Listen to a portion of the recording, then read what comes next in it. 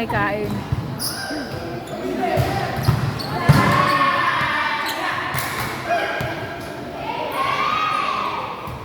Alas 9 na sa basa natin. Ngayain siya, no? Sino? Anak mo.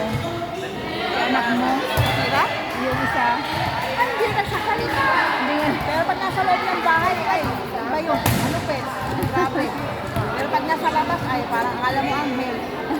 Pero pag sa loob ng bahay, siga yun. Ibabalik ko nga eh.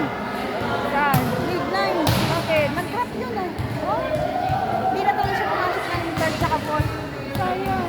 Ayaw man niya, ewan ko. Ewan ko ba doon sa tao mo?